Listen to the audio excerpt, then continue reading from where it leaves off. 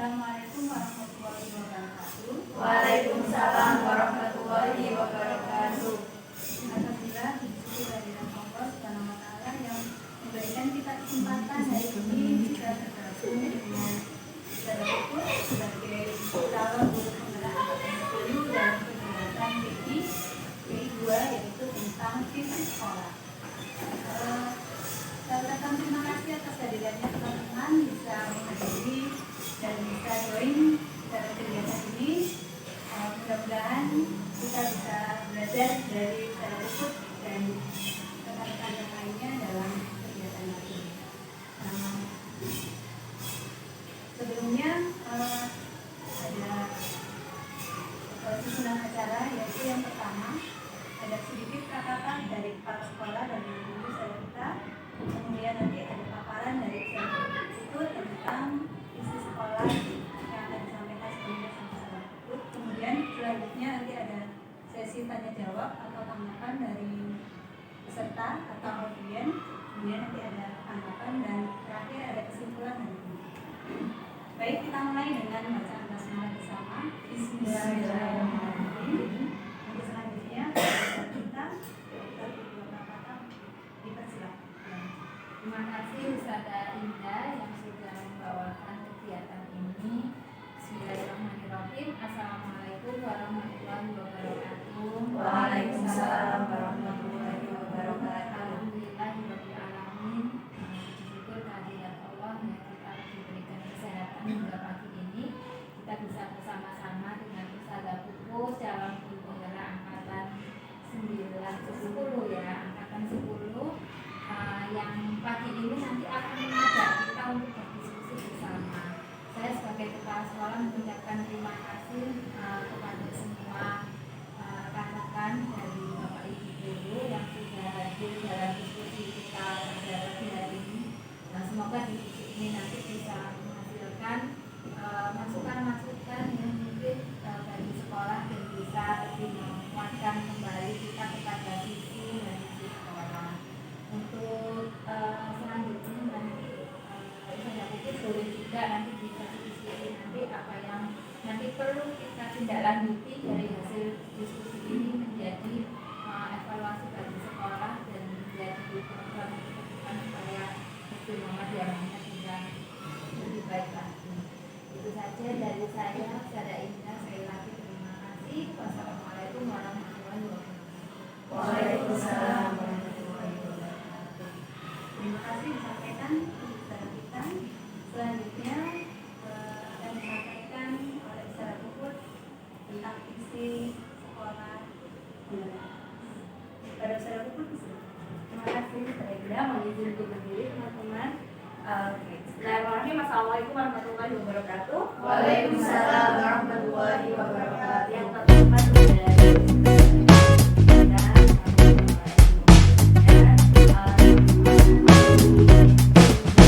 dan sejawat.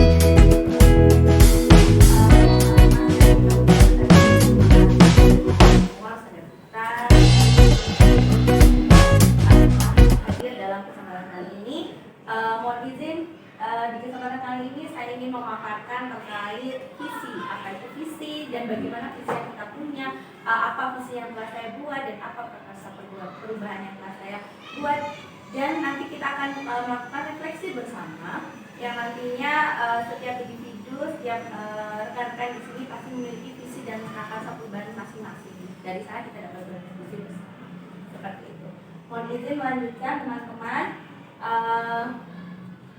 Berikut data diri saya. Saya adalah nama saya Pradita Eka Putri. Saya adalah CGP angkatan 10 dari Muslim Muhammadiyah dari Kabupaten. Bismillah. Baik, sekilas project overview dari kegiatan kegiatan diskusi kita kali ini adalah visi. Nah, kita berpusat pada visi teman-teman pada saat pada kesempatan kali ini. Visi bagaikan memberikan sebuah lukisan lengkap pada kanvas yang kosong. Jadi itu ibarat mimpi kita. Visi itu ibarat mimpi kita. Visi juga ibarat bintang penunjuk arah yang memandu penjelajah untuk mencapai tujuan. Ketika kita tidak memiliki arah tujuan, maka langkah kita pun tidak akan konsisten seperti itu. Nah, visi ini ibarat penuntun kita seperti itu. Kemudian visi memang belum terjadi saat ini, namun begitu kita inginkan terwujud di masa depan. Karena itu salah satu dari impian kita.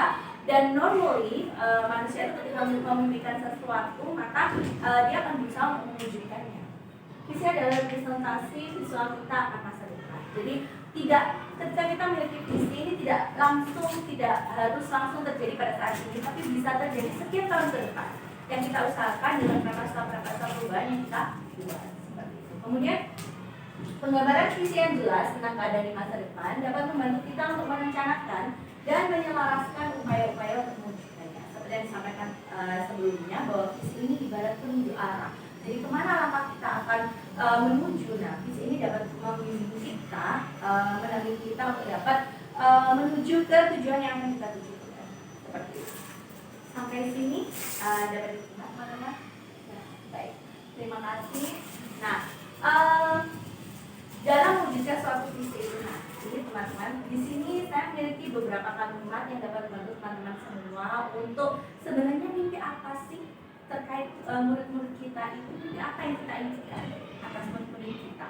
Dan di sini saya ada 5 kalimat yang dapat membantu teman-teman untuk mengutarakan terkait mimpi apa sih yang sebenarnya teman-teman miliki. Seperti itu. Baik, saya bantu.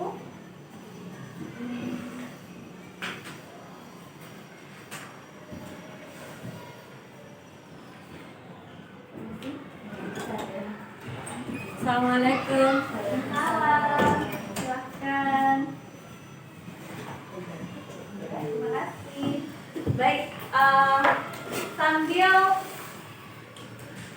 mengisi lembar yang sudah saya bagikan itu tadi di sana. Dan di sini saya paparkan juga. Nanti akan saya beri waktu untuk nanti akan kami beri waktu. Saya beri waktu untuk mengisi lembar tersebut. Tapi sebelumnya mohon izin untuk saya sampaikan ini terkait jawaban-jawaban yang telah saya miliki. Nanti teman-teman dapat menyesuaikan, tidak harus sama dengan jawaban. Itu ya teman-teman ya. Jadi refleksi yang pertama ini, saya memimpikan murid-murid yang, nah ini untuk saya pribadi, saya memimpikan murid-murid yang memiliki pribadi dan diatur sesuai dengan profil pelajar Pancasila. Memang sudah tahu ya sebelumnya dalam profil pelajar Pancasila itu terdapat poin-poin ya. Yang pertama beriman dan bertakwa pada Tuhan Yang Maha Esa, kemudian berakhlak mulia dan lain sebagainya. Nah di sana saya memimpikan murid-murid saya dapat mengimplementasikan poin-poin yang terdapat dalam profil pelajar. Kemudian selanjutnya, saya percaya bahwa murid adalah, ini menurut saya pribadi, saya percaya bahwa murid adalah sosok manusia kecil yang memiliki perasaan, keistimewaan masing-masing yang dapat dikembangkan untuk bekal masa depannya kelak.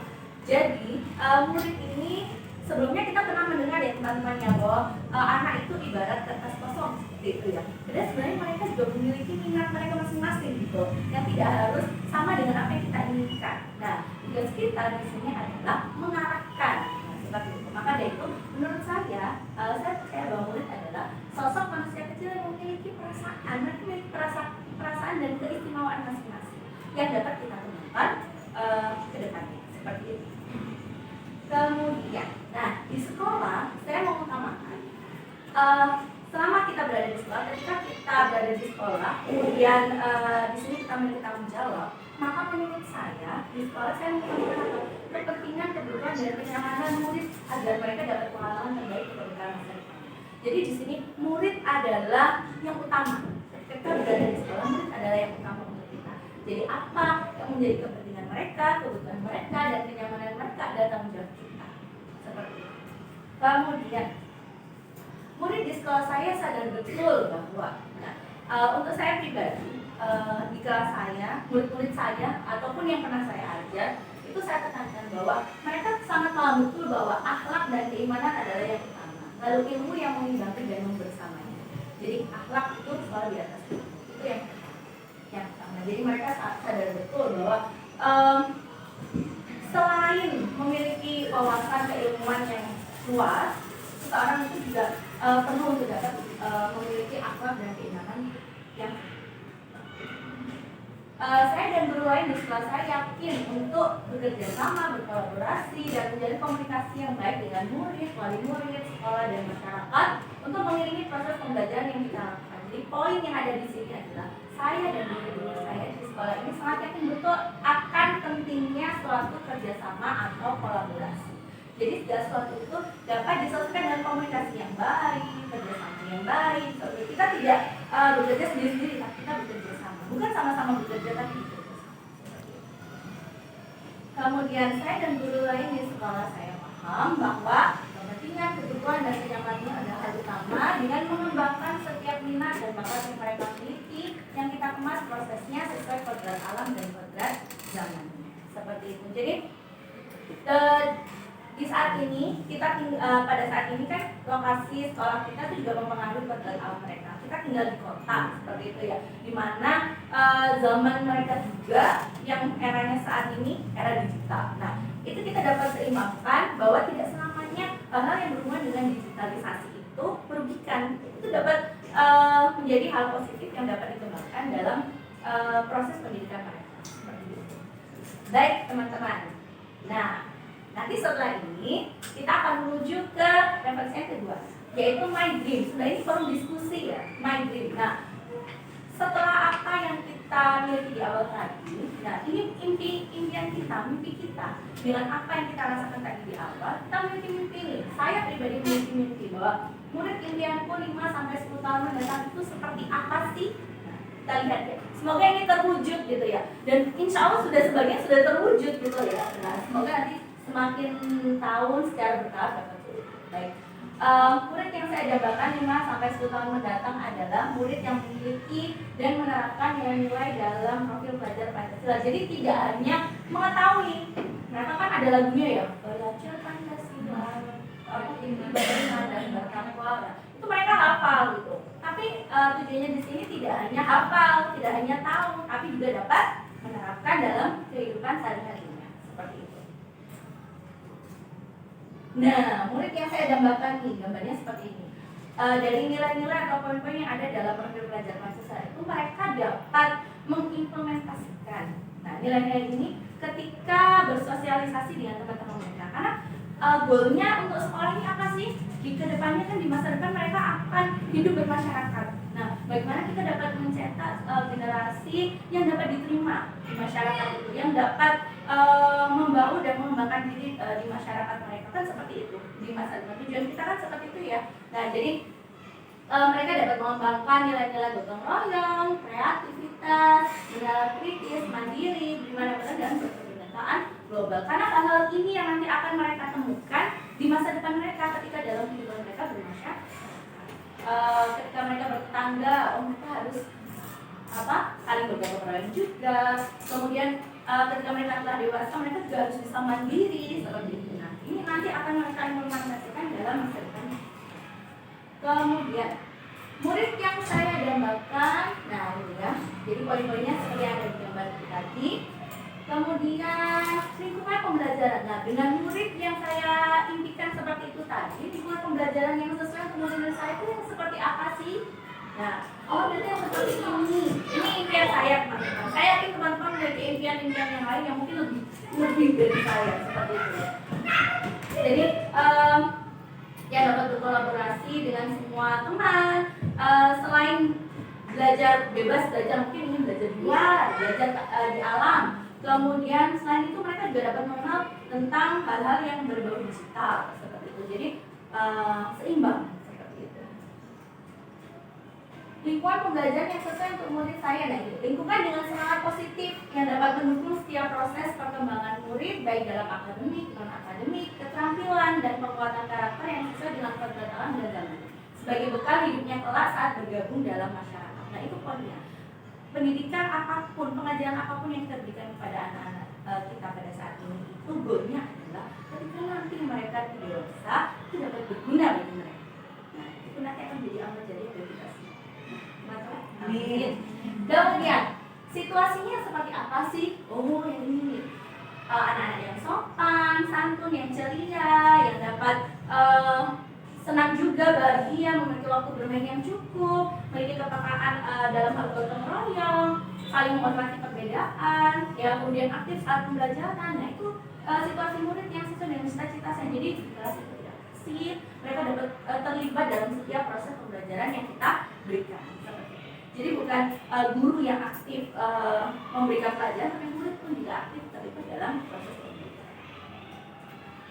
Nah, ini kalau dijabarkan seperti ini. Jadi murid yang sopan dan santun, semangat dan pantang menyerah, ceria dan bahagia, rasa ingin tahu yang tinggi, aktif terlibat dalam setiap proses pembelajaran, memiliki kepekaan sosial yang tinggi, disiplin dan bertanggung jawab, menghargai dan menghormati berbeda. Kemudian peran guru yang sesuai dengan cita-cita saya. Nah, guru seperti apa sih yang dapat mendukung visi atau impian-impian saya yang telah saya sampaikan ini? Ya, pastinya guru yang dapat aktif, ya, guru yang memiliki dan melakukan peran pemimpin pembelajaran, berpihak pada murid, mewujudkan kepemimpinan pada murid, mengembangkan sikap kolaborasi, penuntun, fasilitator dan motivator. Seperti itu. Jadi di sini guru kreativitas guru itu juga sangat penting. Dan ini juga pembelajaran untuk saya, PR untuk saya juga untuk dapat selalu memberikan kreasi atau kreativitas dalam proses belajar. Jadi nggak monoton seperti mungkin di pendidikan dulu belajar seperti itu ya teman-teman. Karena apa? Karena anak kita ini hidup di zaman mereka, bukan di zaman kita, seperti itu ya. Nah, kita harus selalu berkreasi, kreatif. Suasana sekolah yang sesuai dengan cita-cita kita, cita-cita saya. Suasana sekolah seperti apa sih? Oh, seperti ini teman-teman. Jadi sekolah yang nyaman dan aman, ramah anak, pelayanan cepat dan tepat, kemudian mengutamakan kepentingan anak, memiliki fasilitas pembelajaran yang memadai, tanggap respon, dan bersinergi dengan wali siswa. Itu adalah lingkungan suasana sekolah yang saya cita-citakan. Baik, nah sebelum dilanjutkan teman-teman semua dalam mengisi lembar refleksi tadi, di sini saya sampaikan bahwa di awal ada filosofi pendidikan Ki Hajar Dewantara. Saya yakin teman-teman pernah mendengar ya semboyan ini ya. Ingarso Sungtulodo Imadyo Maungkarso Tutuli Hadayani. Ini adalah salah satu semboyan yang diprakarsai oleh Ki Hajar Dewantara dan sampai saat ini juga dipakai dalam pendidikan di Indonesia. Seperti itu. Jadi di depan memberikan teladan, di tengah membangun semangat, di belakang memberikan dorongan. Jadi semua saling berkolaborasi, bukan di tengah diam aja, di belakang juga melihat, bukan seperti itu ya. Jadi semua saling berkolaborasi dengan peran masing-masing seperti itu. Kemudian selain itu, selain trilogi semboyan Ki Hajar Dewantara tadi, filosofi pendidikan Ki Hajar Dewantara juga berpusat pada murid dan pendidikan yang bersifat holistik atau menyeluruh. Jadi gak hanya akademik aja nih yang dididik, tapi juga non akademiknya juga, perilakunya juga, adab juga, ya, seperti itu. Menuntun anak sesuai kodratnya, mengikuti kodrat alam dan kodrat samanya seperti yang saya sampaikan tadi. Kemudian menjunjung tinggi nilai agama, budi pekerti, dan budaya kearifan lokal. Jadi ibarat pendidikan yang filosofi pendidikan yang disampaikan Ki Hajar Dewantara ini sudah menyeluruh ya. Jadi tidak hanya membidik dalam satu hal saja, tapi sudah semua hal yang dibutuhkan oleh anak didik kita. Nah, selain itu ada juga nilai guru penggerak, yakni mandiri, reflektif, kolaboratif, inovatif, dan berpihak pada murid. Idealnya setiap guru perlu memiliki nilai-nilai seperti yang ada di layar ini. Jadi ketika kita mampu mengetahui kualitas dan minat diri dan tantangan yang dihadapi, kita harus dapat mengetahui kekuatan dan kelemahan diri kita. Seperti itu. Kekuatan kita ini gimana sih? Memang itu sulit ya teman-teman. Saya sendiri juga masih belajar untuk mengetahui apa sih kekuatan yang saya punya. Terkadang saya bilang saya nggak bisa apa-apa deh sepertinya. Tapi ternyata tidak demikian, dan itu dapat kita lakukan dengan cara berkolaborasi dengan teman. Karena yang bisa menilai diri kita mungkin orang lain. Nah, kita saling bertanya, kekuatan yang saya punya menurut kamu apa sih? Nah, dari situ kita dapat bersikap secara mandiri untuk mengembangkan apa yang kita punya dan melengkapi kelemahan yang kita miliki.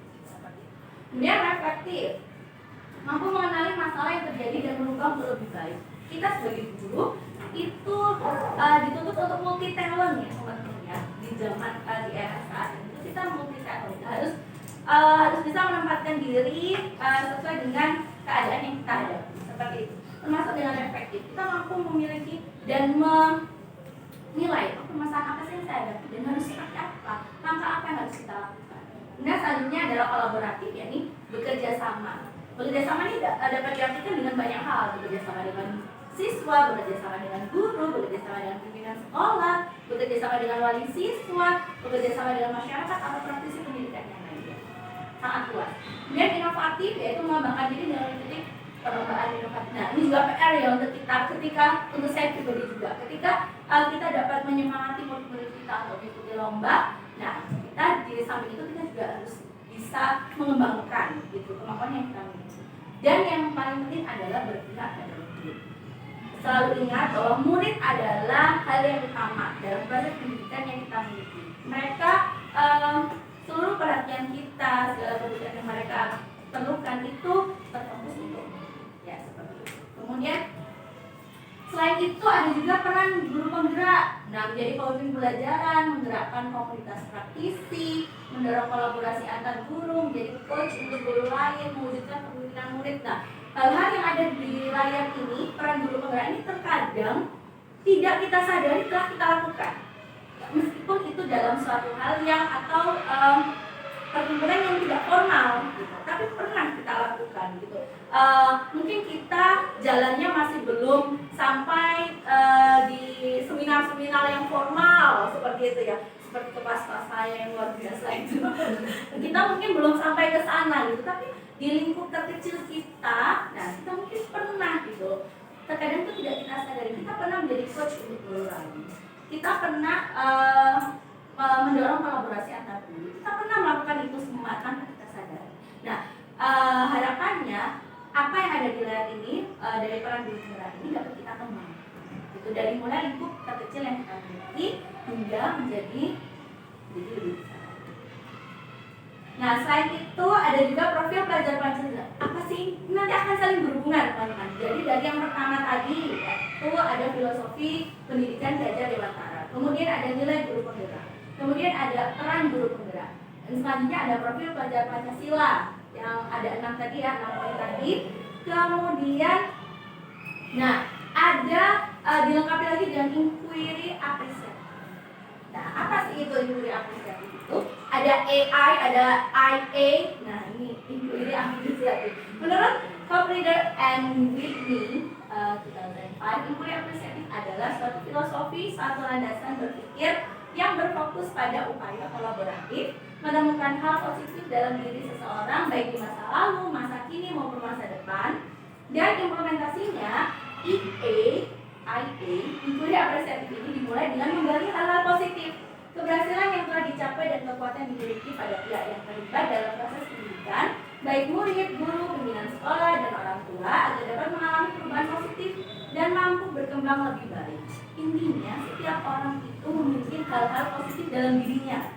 Namun terkadang kita belum menyadari itu. Nah, di IA ini, inquiry apresiatif ini, kita masing-masing kita yang memiliki aset dalam diri kita ini dapat kita kolaborasikan bersama. Oh, guru A memiliki kompetensi dalam bidang ini, guru B memiliki kompetensi bidang. Nah, ini kita satukan menjadi suatu hal untuk kemajuan sekolah, kemajuan bersama. Seperti itu, baik untuk diri kita sendiri, untuk anak didik kita maupun untuk lembaga pendidikan. Nah, dari hal itu tadi kita gabungkan dalam bagja. Yaitu bagja itu singkatan dari ini, teman-teman. Jadi ada buat pertanyaan pertama, ambil pelajaran, gali mimpi, jabarkan rencana, dan atur eksekusi. Ini adalah model manajemen perubahan yang di dalamnya ada inquiry apresiatif. Nah, konsep webnya seperti apa? Nah, ini kita gabungkan semua. Dari mulai filosofi pendidikan KHD, nilai guru penggerak, peran guru penggerak, profil pelajar Pancasila, inquiry apresiatif, kemudian terakhir di bagja, yang itu nanti dapat bermuara pada visi sekolah. Ini adalah visi sekolah saya, SD Muhammadiyah Bandar, luar biasa. Ini adalah rumah kedua bagi saya, yaitu menjadi sekolah Islami dan kreatif yang unggul dalam ketakwaan, kecerdasan, dan kemandirian. Nah, di dalam visi sekolah ini, jika kita telaah dari sebelumnya, yaitu melalui konsep map filosofi pendidikan KHD, nilai guru penggerak, peran guru penggerak, dan sampai dengan bagja itu, menurut saya dalam visi sekolah saya itu telah memiliki unsur-unsur yang ada di dalamnya.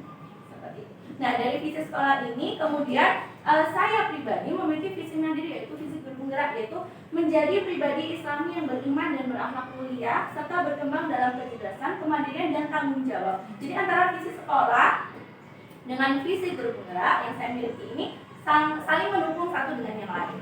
Nah, dari visi-visi kedua visi ini, yaitu visi sekolah dan visi mandiri saya, muncullah kalimat prakarsa perubahan, yaitu membiasakan siswa berakhlakul karimah serta berguna bagi diri sendiri dan sekitarnya. Poinnya kan itu ya teman-teman ya, ketika anak-anak itu nanti di masa depan itu mereka dapat diterima di masyarakat, itu kan ini poinnya. Jadi mereka dapat berguna bagi diri sendiri dan sekitarnya, dan itu pun sudah diajarkan dalam agama kita sebagai manusia adalah yang berguna bagi sesama, seperti itu ya. Nah dari kalimat prakarsa perubahan ini, penerapan visi di sekolah saya yang sesuai dengan filosofi pendidikan KHD, profil belajar Pancasila, dan paradigma equity apresiatif, yaitu adalah ini salah satunya praktek entrepreneurship for charity. Jadi di sekolah saya pribadi di SMF ini ada banyak kegiatan yang mencerminkan visi misi sekolah itu tadi. Namun saya ambil salah satunya di sini adalah praktek entrepreneurship for charity. Program tersebut adalah kegiatan yang direncanakan oleh siswa, dilakukan oleh siswa, dan diberikan oleh siswa yang diawali dari keinginan berbagi kebahagiaan kepada teman-teman di panti asuhan. Jadi semua itu diprakarsa dari siswa. Apa tugas guru? Apa melihat saja? Oh ternyata tidak. Guru di sini adalah mengarahkan. Yang namanya anak-anak apalagi masih SD, pasti langkahnya itu kan belok kiri dan belok kanan seperti itu ya. Nah, tapi mereka sudah memiliki mimpi. Mimpinya apa? Nah, ingin berbagi kebahagiaan dengan teman-teman di panti asuhan. Nah, di sini tugas orang guru adalah mengarahkan. Oh, langkahnya itu ke sini, nak. Nah, seperti itu. Nah, maka terbentuklah yang namanya praktik entrepreneurship for charity. Nah, ini mereka. Ketika mereka siswa merencanakan menu yang akan dijual, yang menentukan menunya siapa? Siswa sendiri. Jadi mereka yang menentukan menunya, bukan gurunya. Oh kamu jual ini, kamu jual ini. Oh no, it's not something like that. Jadi mereka menentukan menunya sendiri, kemudian menjajakan dagangannya sendiri. Mereka membuat flyer-flyer juga. Nah, ketika kemudian, nah sebelum ini, di dalam praktik menjajakan dagangan ini ada banyak nilai-nilai yang dapat kita gali di sana. Gotong royong kan bisa jadi dalam, oh ada 6 anak nih yang berjualan, 4 anak sudah laris habis dagangannya, oh yang 2 belum. Apa yang dilakukan anak yang lain? Wah, kamu nggak habis nih, enggak juga. Nah, tanpa kita suruh mereka dapat berinisiatif untuk membantu si teman ini tadi. Ayo kita keliling yuk. Tanpa ada rasa malu, tanpa ada rasa sedih untuk yang nggak habis nih. Ayo kita keliling yuk. Nah, sampai pada akhirnya kembali ke kelas dengan wajah yang ceria karena dagangannya laris, karena mereka dapat membantu temannya itu tadi. Nah, itu suatu pembelajaran yang luar biasa yang secara tidak langsung tanpa konteks buku, oh begini itu kalau ada teman yang tidak laris dan tanpa harus seperti itu, tapi mereka sudah bisa dapat melakukannya sendiri. Nah, itu salah satu proses dari pendidikan itu tadi. Nah, dari hasil yang mereka lakukan ini selama 10 kali, teman-teman, nah mereka dapat mengumpulkan laba. Nah, penghitungan laba sebelumnya pun dilakukan oleh siswa. Jadi bukan gurunya yang ngitung, oh kamu dapat segini, gurunya hanya membantu untuk menyimpankan, nah seperti itu. Oh ya, berapa laba nih yang how much profit you get today? Nah, kita tanya berapa nih laba yang didapat hari ini? Oh sekian saja, oke, gurunya yang mencatat seperti itu. Kita bantu menyimpan atau menjaganya, kita menjaga hasil yang mereka peroleh. Dan di akhir kita umumkan, setelah 10 kali pertemuan kita umumkan tahapan 2-nya nih, pengumuman hasil entrepreneur. Nah, mereka ada yang dapat kelasnya, ada yang dapat yang 7 juta, ada yang dapat 5 juta, ada yang dapat 5 juta sekian, kan seperti itu. Itu kita umumkan. Betapa senangnya, kita bayangkan ya betapa senangnya anak-anak itu dari hasil ibaratnya jerih payung mereka sendiri, dihitung-hitung sendiri, dan mereka mendapatkan labanya oh sekian. Nah, itu luar biasa sekali. Kemudian tidak berhenti sampai di sana. Nah, dari sekian laba, dari laba yang mereka dapat ini, sebagian kita berikan dalam bentuk barang, dan sebaliknya kita berikan dalam bentuk uang seperti. Nah, barangnya ini dibelanjakan sendiri juga. Nah, mereka belanja, gurunya apa? Ya bantulah dorong-dorong troli seperti itu ya. Jadi yang menentukan siapa? Oke, kita beli di sana, kita belikan deterjen. Oh, ada sekian macam deterjen nih di swalayan. Kira-kira yang mana? Oh, ini aja Us, nanti dapat banyak. Oh, oke. Nah, jadi kita bantu anak-anak di sana. Langsung terjun sendiri. Nah, setelah itu di tahap akhirnya, nah ini goalnya. Anak-anak menyerahkan seperti itu. Jadi prosesnya ini beruntun dari apa yang mereka rencanakan, kemudian eksekusi mereka itu seperti apa, kemudian di akhir itu mereka gunakan untuk apa, dan di akhir ini adalah penyerahan. Luar biasa sekali prosesnya, teman-teman ya. Meskipun ini memang suatu proses yang panjang, tapi untuk anak-anak itu sangat berkesan seperti itu. Nah, dari salah satu proyek yang dilakukan di sekolah saya itu tadi, menurut saya itu sudah sesuai dengan filosofi pendidikan KHD, yaitu pembelajaran yang berpihak pada murid seperti itu. Jadi karena mereka melakukan dari murid oleh murid untuk murid seperti itu.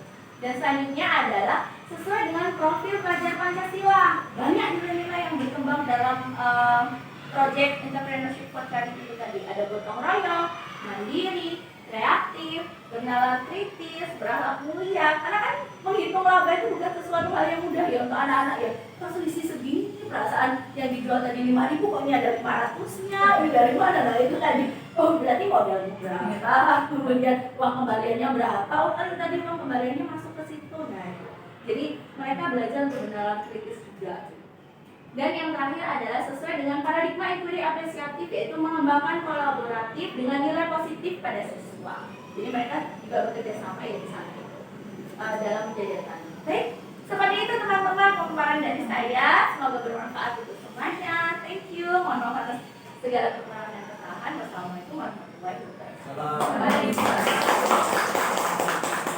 Terima kasih, dan selanjutnya saya beri waktu pada teman-teman untuk dapat menyelesaikan refleksi dirinya masing-masing. Terima kasih.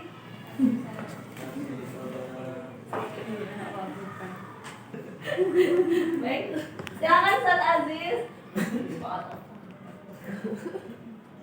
Tata bisa dijelaskan lagi ke saya, tadi saya belum terlalu paham tentang bagio tadi, bagja. Bagio. Baik, dalam alur bagja ini teman-teman di sana itu Bismillah. Nah, di alur bagja ini teman-teman itu dari prakarsa perubahan yang kita miliki. Ini ya. Jadi kita kan memiliki prakarsa perubahan nih teman-teman. Nah, dari prakarsa perubahan yang kita miliki ini dari membiasakan siswa berakhlakul karimah serta berguna bagi diri sendiri dan sekitarnya. Nah, itu langkah-langkah yang akan kita ambil itu kita runtutkan dalam proses bagja ini tadi. Yang pertama yaitu buat pertanyaan. Terus merumuskan pertanyaan sebagai penentu arah. Apa sih kejadian apa yang ingin saya bikin di sini? Kemudian jawabannya apa? Nah, alurnya kemana? Nah, itu kita buat pertanyaan. Kemudian ambil pelajaran, mengumpulkan berbagai pengalaman positif yang telah dicapai di sekolah dan pelajaran apa yang dapat diambil. Nah, dalam hal ini mengembangkan sikap apa itu tadi? Berakhlakul karimah dan berguna bagi sendiri. Apa sih? Ada nggak sebelumnya itu dari teman-teman guru atau teman-teman atau murid-murid kita? Barangkali ada nih ketika apa tuh namanya, ada kejadian bencana alam, ada yang menyumbangkan semua uangnya. Nah, uang tabungannya untuk dia. Nah, itu bisa kita ambil pelajaran. Oh, berarti anak-anak ini secara nggak langsung juga ada ya keinginan untuk melakukan hal positif. Nah, dari situ. Kemudian gali mimpi. Kondisi ideal apa sih yang diimpikan, yang diharapkan terjadi di sekolah? Nah, kita tuh ingin membentuk siswa kita tuh menjadi pribadi yang seperti apa dari prakarsa perubahan yang kita miliki tadi. Kemudian jabarkan rencana. Nah, dari apa yang sudah kita mimpikan tadi, kita jabarkan rencananya, step by stepnya seperti apa yang harus kita lakukan, berapa kali nih entrepreneur ini harus direncanakan gitu, dan sistemnya seperti apa, itu ada dalam jabarkan rencana. Dan yang terakhir adalah atur eksekusi. Kapan kita lakukan itu? Kita bekerja sama dengan siapa pada saat melakukan itu? Di mana tempatnya? Nah, itu langkah-langkah yang akan diambil siapa yang akan terlibat, nah siapa saja yang akan terlibat dalam kegiatan itu apa saja, dan proses. Nah yang satu hal yang penting yaitu adalah publikasi, dimana kita dari publikasi ini bukan bermaksud untuk riak ya, tapi dari publikasi ini kita dapat menularkan praktik baik pada teman-teman yang lain di luar sana dengan proses yang cepat seperti itu. Oh jadi dari sosmed yang sekarang sudah sangat berkembang nih, kita tunjukkan oh berarti dari kami ada program seperti ini, bisa jadi ini menjadi inspirasi meskipun bukan dalam program yang sama, inspirasi bagi teman-teman yang lain seperti itu. Jadi bagian ini adalah detail perencanaan dari langkah-langkah yang akan kita ambil dalam mengeksekusi prakarsa perubahan yang kita miliki. Oke, thank you Ustazah. Alhamdulillah sih. Baik, sudah cukup teman-teman.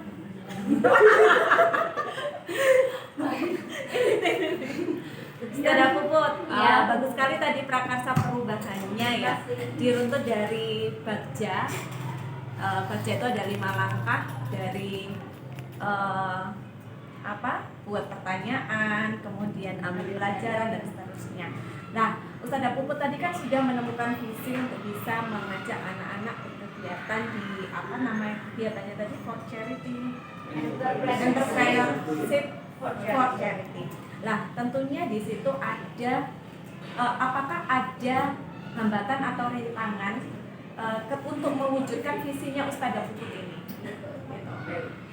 Terima kasih Ustazah. Kemudian aset dari sekolah yang bisa diambil untuk bisa melaksanakan visi Ustazah Puput ini untuk anak-anak entrepreneurship for charity ini itu apa saja Ustazah Puput? Baik, terima kasih Ustazah. Nah, terkait praktik entrepreneurship for charity ini, seperti yang saya sampaikan tadi, ini juga ada hubungannya dengan inquiry apresiatif, yaitu bekerja sama dan mengembangkan apa yang kita miliki, hal-hal positif yang kita miliki.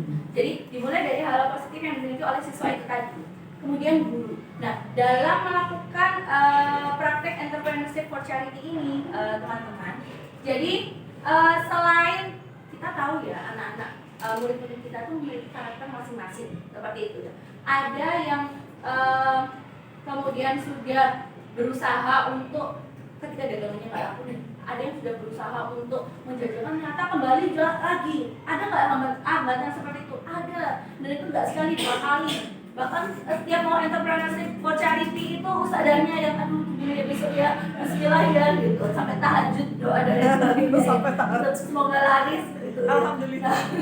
Nah, kemudian hambatannya ada itu tadi, karena setiap anak itu memiliki karakter masing-masing. Ada yang pemalu, ada yang kayak nakil di Upin itu ya, dua singgit ya itu, kemudian langsung laku itu ada. Nah, hambatan-hambatan tersebut itu kita kombinasikan dengan aset-aset positif yang kita miliki, baik dari siswa maupun guru. Nah, gurunya karena anak-anak di sekolah ini kan nggak punya gadget ya, nggak bawa gadget ya. Jadi guru-gurunya ini juga bergerilya teman-teman. Jadi di grup WA itu juga oke, ini masih ada nih sale. Nah, sekian yang berminat silakan datang. Nah, dari situ dan alhamdulillah teman-teman guru yang lain itu juga saling mendukung. Mereka tidak melihat dari bagaimana rasa dari atau kue yang dijajakan, bagaimana, bukan seperti itu, tapi nilai-nilai positif yang mereka kembangkan, yaitu mendukung siswa-siswa ini untuk dapat melakukan charity itu tadi. Karena goalnya ini kan Anda membeli, Anda beramal. Kita menjual, kita membeli, kita beramal, kan seperti itu. Jadi alhamdulillah aset-aset dari guru-guru yang ada di sekolah saya sendiri juga sangat mendukung. Selain dari anak-anak sendiri yang saling mendukung satu dengan yang lain. Nah, seperti itu. Dimana goalnya ini adalah untuk berbagi kebahagiaan dengan orang-orang yang membutuhkan. Seperti itu. Baik, saya kira cukup sekian. Cukup sekian ya teman-teman ya untuk pemaparan dan forum diskusi yang kita lakukan pada hari ini. Terima kasih banyak atas perhatiannya, atas partisipasinya, supportnya kepada saya pribadi. Semoga bermanfaat untuk semuanya. Saya akhiri, wassalamualaikum warahmatullahi wabarakatuh. Waalaikumsalam warahmatullahi wabarakatuh.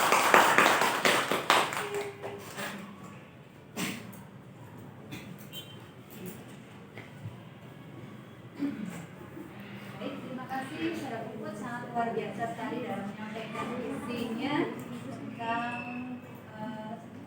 impian sekolah, impian kepada muridnya di masa yang akan datang. Mudah-mudahan bermanfaat untuk kita semua dan bisa diaplikasikan untuk murid-murid kita bersama. Saya akhiri untuk forum diskusi kali ini. Wabillahi taufiq wal hidayah. Wassalamualaikum warahmatullahi wabarakatuh. Waalaikumsalam warahmatullahi wabarakatuh.